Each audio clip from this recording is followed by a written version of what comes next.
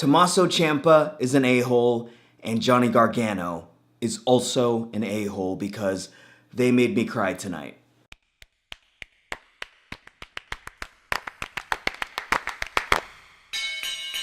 That's our time!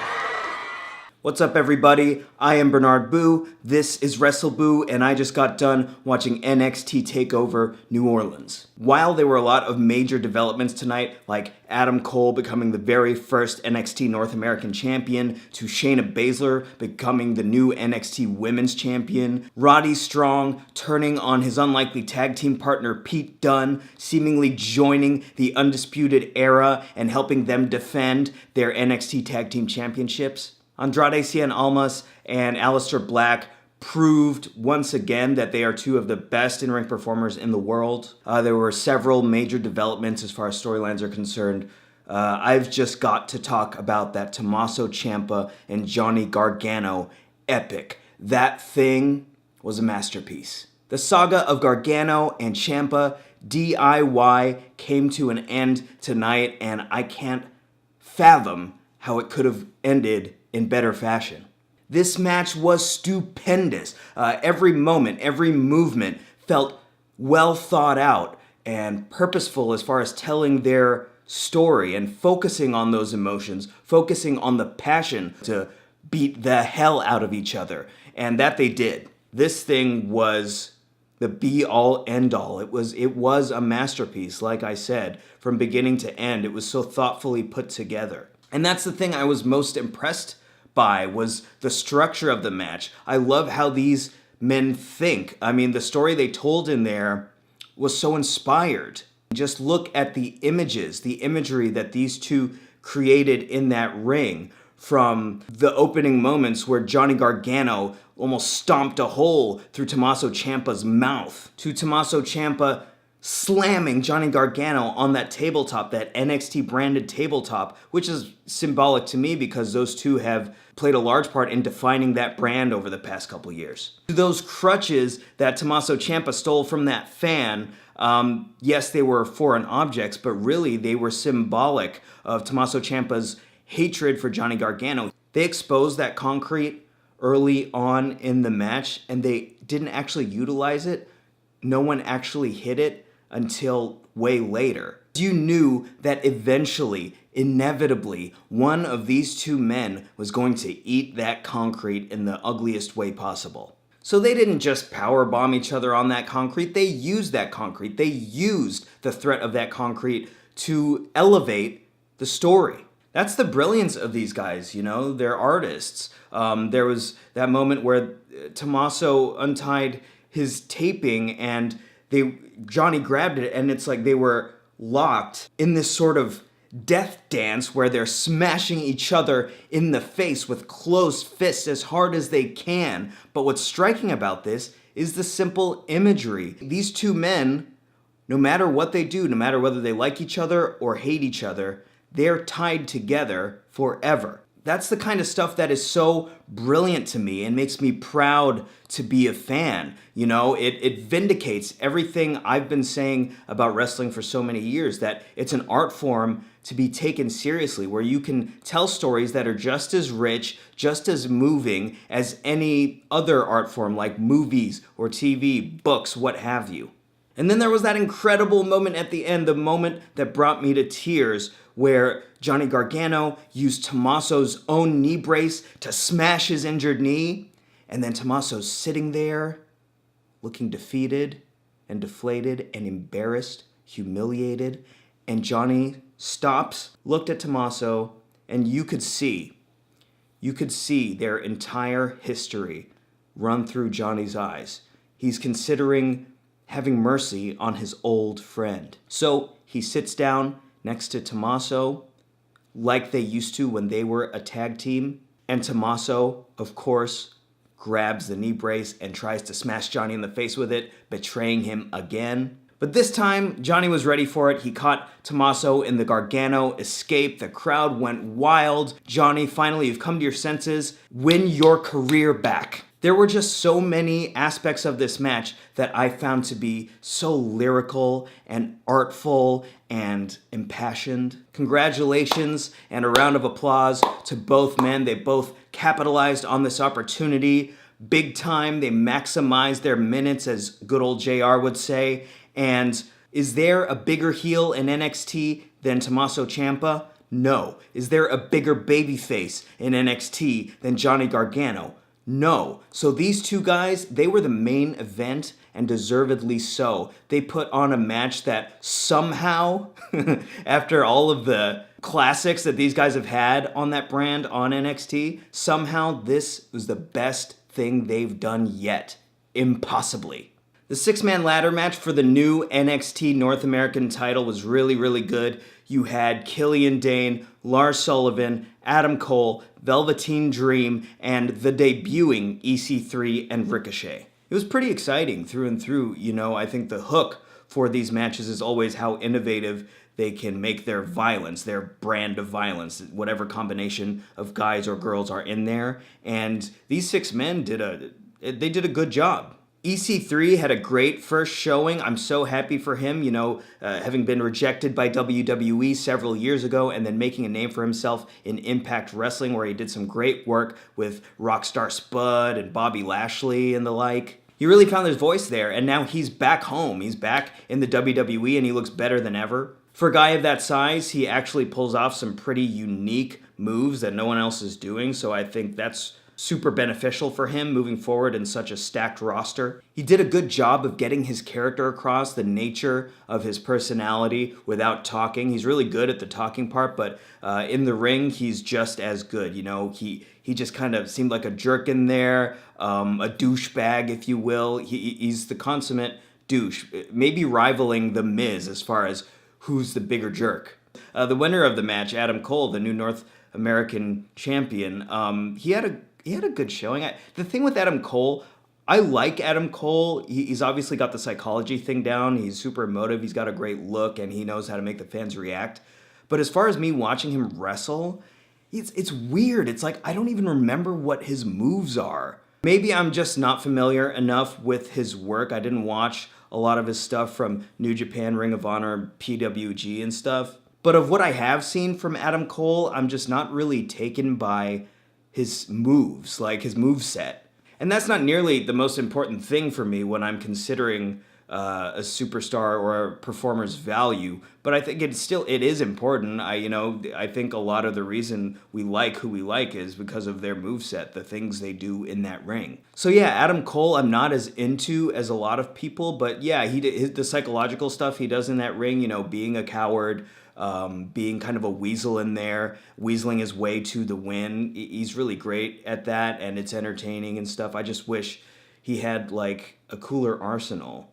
He does that Uji Goroshi thing where he FUs guys onto his knee, but I think there's like 2 or 3 other people on the roster that do that move. Am I tripping? Like, I think AJ does that move and Ty Dillinger does that move, or he used to do that move. So while it is a cool move, the fact is, if I'm being frank, I've seen that move a lot in WWE, so it doesn't appeal to me when he does it, especially because he's a smaller guy, so it doesn't really look as painful.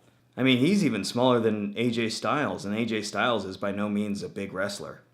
But anyways, I know Adam Cole is really talented and he has all these fans for a reason. I think I'm just missing something and I have to find it. I have to go back to his old matches and kind of get a sense for what his thing is and what I'm not latching onto, because he doesn't have all these fans saying Adam Cole baby for no reason. Killian Dane was awesome. I mean, he's an impressive athlete, especially for the way he's built.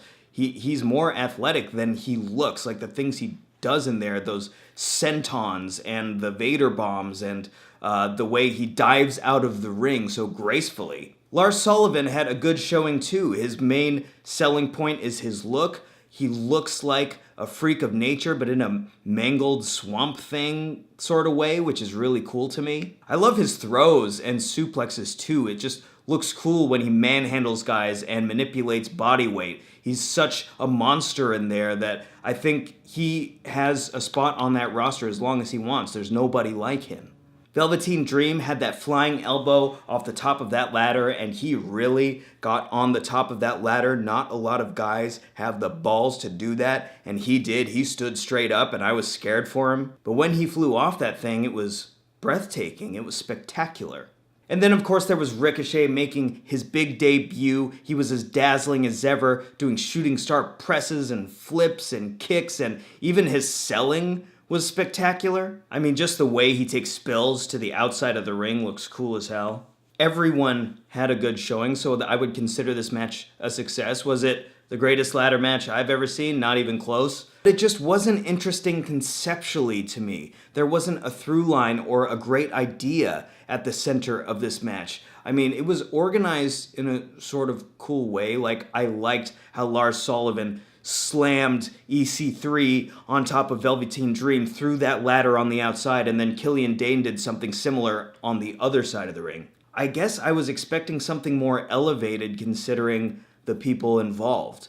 EC3 is a pro. Ricochet, we've seen these guys do incredible things and tell incredible stories. I mean, Ricochet's matches in Lucha Underground and with the likes of Will Ospreay, those things are works of art, and this didn't really feel that artful. I mean, it was just like solid. It was good. The NXT Women's Title match that saw Shayna Baszler challenge the champion Ember Moon.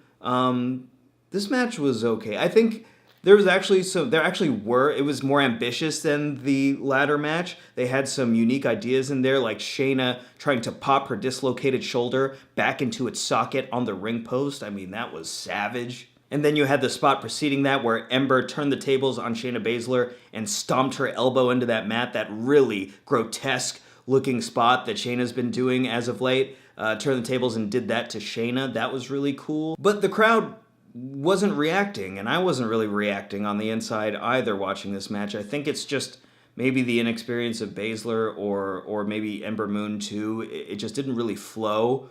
I didn't feel any investment into this match. Like, I didn't care who won. I didn't care who lost.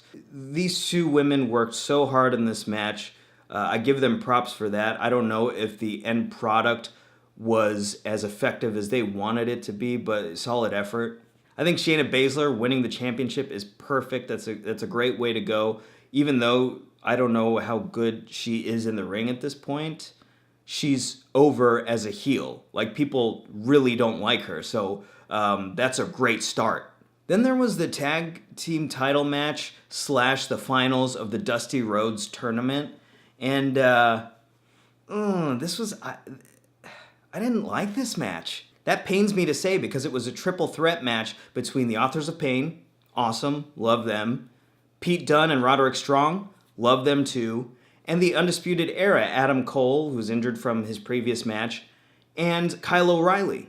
I'm a fan of most of these guys, and I've seen all 6 of them involved in some great matches, but for some reason this thing just didn't work. I don't know, it just wasn't that memorable. It didn't feel like it clicked as a match. And the only thing that stuck out besides the Roderick Strong heel turn at the end was Roderick and Pete Dunne's tandem moves that they pulled off during the match. Some of that stuff was really cool, like Roddy slamming Kyle O'Reilly on the apron, and then Pete Dunne double stomping him right after. That was awesome. And the Authors of Pain just didn't seem to fit in here. I don't know what it was. Maybe it was that their style doesn't match up well with the other 4 guys, but that's strange because they had a great match with DIY and The Revival a while ago. That was the best match of the year for me.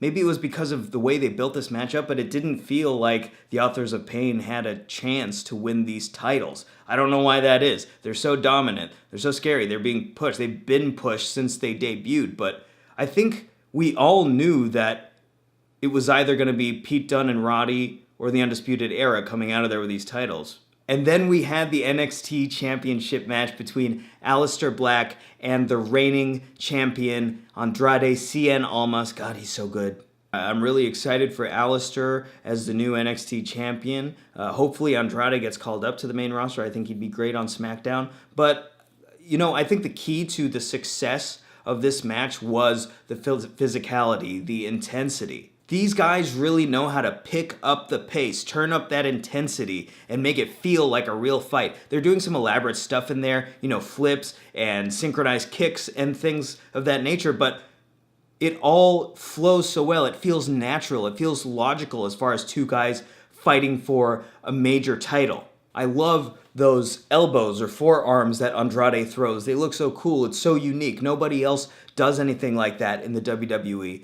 It looks like it hurts. And of course, Aleister's kicks also similarly look like they hurt and they look cool. He's got all the tools. He can talk. His character is clearly defined. He's got a great look. He can work in that ring. And of course, opposite him, Andrade, he's got all the tools now too. I think Zelita was that last piece of the puzzle that he needed to really take himself to that next level. So they had all the makings of a great match here just going into it, and they followed through. They followed through big time. This, if not for that Gargano Ciampa Classic, this would have easily been match of the night. So yeah, super solid event. I think that NXT Championship match and the Gargano Ciampa Epic, those were the two highlights. The other matches were okay. They were good. They served their purpose, but I think really the story coming out of here was just how phenomenal Gargano, Ciampa, Almas, and Aleister are. Thank you so much for watching. I truly appreciate that. Let me know what you thought of NXT TakeOver New Orleans. Let me know in the comments. And if you like this video, throw me a subscribe, throw me a like. You know how much that means this early in a channel's lifespan. Stay tuned for my thoughts on WrestleMania 34. I've also got a lot of other fun content on the way. I'm Bernard Boo. This is WrestleBoo, and I'll see you guys soon.